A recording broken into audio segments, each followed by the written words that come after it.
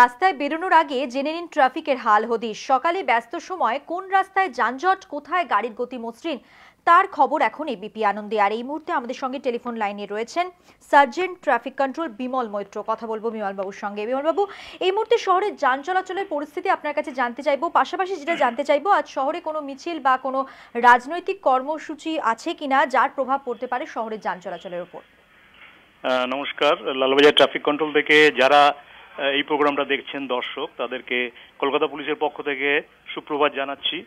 এবং আজকে যে আমাদের কাছে খবর আছে মিটিং মিছিলের ব্যাপারে জানাচ্ছি, 12টা নাগাদ একটা মিটিং হওয়ার কথা আছে নাম্বার 5 শেক্সপিয়ার সরণি। এখানে 200 থেকে 350 লোক হবে।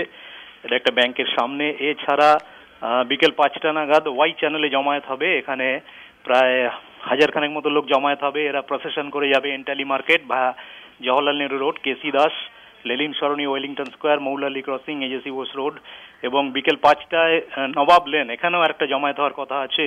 এখান থেকে প্রসেশন করে Maharshi Debendra road, strand road, MG road, Jamunalal Bazar street, Burrabazar, Armenian street, MG road এবং ফাইনালি এরা চিতপুর ক্রসিং এ টার্মিনেট করবে। বিকেল 5টা নাগাদ আরেকটা প্রসেশন, এটা পোর্ট এলাকা, এখানে বটতলা পোর্ট এলাকা, এখান থেকে আখড়া রোড হয়ে মেটিয়া বুরুজ কলেজ, গান্ধী ময়দান হয়ে রাজাবাগান মোড় এবং 12 নম্বর বাস স্ট্যান্ডে টার্মিনেট করবে। 2000 মতো লোক হবে। আজকে এই মিটিং মিছিলগুলো আছে। আর এই মুহূর্তে কিন্তু শহরের যানবাহন চলাচল স্বাভাবিকই আছে। তবে পিক আওয়ার্সে যে সমস্ত রাস্তায় একটু প্রেসার হয়, যেহেতু অফিস ট্রাফিক শুরু হবে, যেমন এজেসি ফ্লাইওভার, মা ফ্লাইওভার, পার্ক স্ট্রিট ফ্লাইওভার, এই সমস্ত জায়গায় একটু চাপ থাকবে। এছাড়া আর উল্লেখযোগ্য বলার মতো কিছু নেই এখন পর্যন্ত। এইটুকুই। নমস্কার, ধন্যবাদ আপনাকে।